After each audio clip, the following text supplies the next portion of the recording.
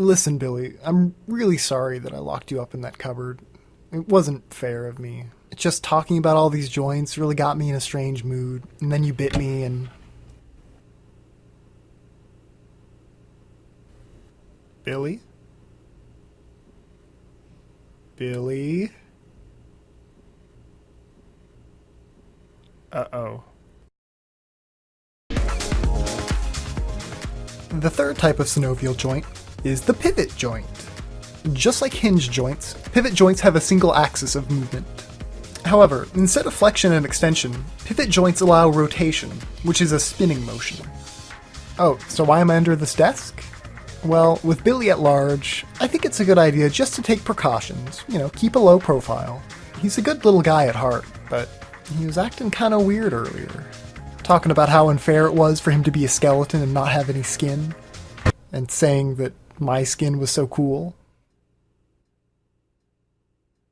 Yeah, so anyway, I felt like just giving him some space. The 2 points where your radius and ulna meet are examples of pivot joints. They're both called, surprisingly enough, radial-ulnar joints. The one by your elbow is the proximal radial-ulnar, and the one closest to your wrist is the distal radial-ulnar. When you twist your forearm, you're actually performing rotation. Oh, and by the way, the motion caused by rotating your arm is another one of those special cases like the mandible, or the ankle. The motion has a special name. Or two names, I should say. And that's pronation and supination.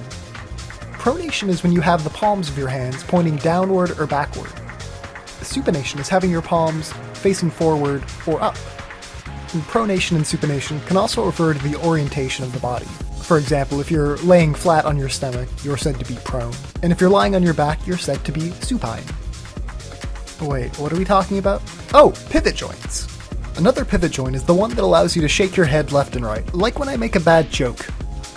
Which is frequently. There are two bones involved, the atlas and the axis. They sort of fit together like really gross Legos. The bottom bone, the axis, has a little peg that fits into the atlas. This peg is called the dens. These two bones collectively form the atlantoaxial joint. The atlas pivots on the axis, causing rotation. Oh, hi Billy. Can we talk about this?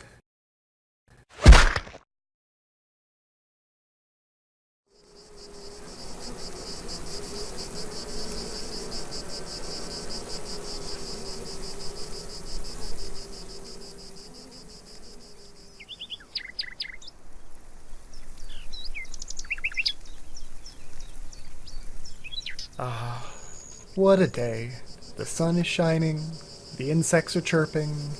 It's 90 degrees outside, but I'm wearing my favorite sweater. Doesn't get much better than this. Oh, and no skeletons. That's nice. No skeletons menacing me at all. Oh, but that reminds me. I meant to talk to myself about joints for no apparent reason. Oh, I guess now's as good a time as any. What about condylar joints? Those are joints that are made up of a rounded bone that sort of fits into a depressed receptacle on another bone. This sort of arrangement allows condylar joints to move on multiple axes. Two, in fact, so they're biaxial.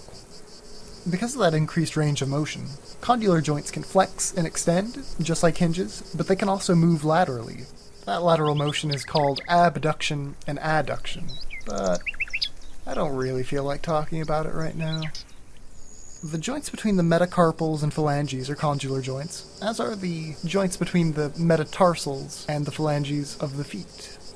The wrist joint, where the radius and ulna meet the carpals, is also a condylar joint. The wrist is sometimes called the radiocarpal joint. Well, I think that nodding the head also is a condylar joint. The atlas has two little depressions that the occipital condyles of the skull fit into, and they just sort of rock back and forth. I think nodding the head is an example of flexion and extension. When you look down, that's flexion, and when you look back up, that's extension. Oh, and I think the knee is also sort of like a condylar joint. The femur actually has two condyles that sort of fit into the top of the tibia, and they just sort of articulate against each other. And that sort of fits the definition of a condylar joint. But the knee doesn't move laterally, so structurally it looks like a condylar joint, but it behaves like a hinge joint. Ah, what fun. I guess it's time to go and teach some anatomy. I just hope I don't run into any skeletons. That would just be the worst.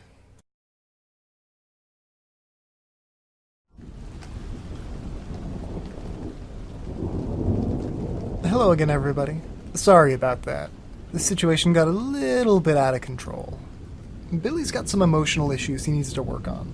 But I got out of there in one piece. Well, almost one piece. But that's okay. I can continue talking about synovial joints while I hide in my office. The fifth type of synovial joint is the saddle joint. Saddle joints are basically like condylar joints, but a little fancier. They're biaxial, so they can flex and extend, as well as abduct and adduct, but instead of having one concave bone and one convex bone, the bones of a saddle joint are U-shaped and interlock together. There aren't many saddle joints in the human body. The most preeminent is the carpometacarpal joint of the thumb. Wiggle your thumbs and feel the majesty of this noble joint.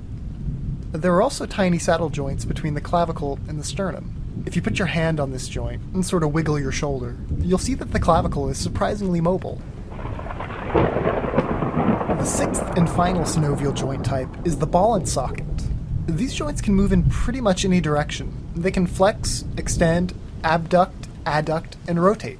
Ball and socket joints are also capable of a motion called circumduction. That's when you sort of flail your arms 360 degrees in a big circle. There are two examples of ball and socket joints in the body, the hips and the shoulders. The hip, or coxal joint, is the deeper of the two and consists of the femoral head, which fits into a cup-like structure on the os coxa, called the acetabulum. The shoulder, or glenohumeral joint, is shallower, but it has a greater range of motion than the hip. The head of the humerus interfaces with the glenoid fossa of the scapula to form this joint. Because of the complex nature of these joints, injuries to them are fairly common. Generally, injuries to the shoulder involve the tearing of muscles or ligaments, because of the shoulder's abundance of these structures. On the other hand, hip injuries tend to result in broken bones, particularly at the narrow femoral head, and especially in older people. So please, everyone, take good care of your ball and sockets. Your joints will thank you.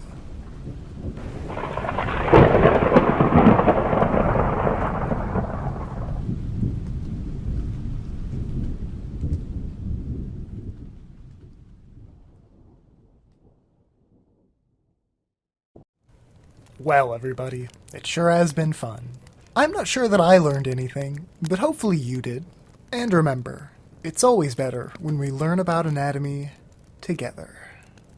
Until next time, friends.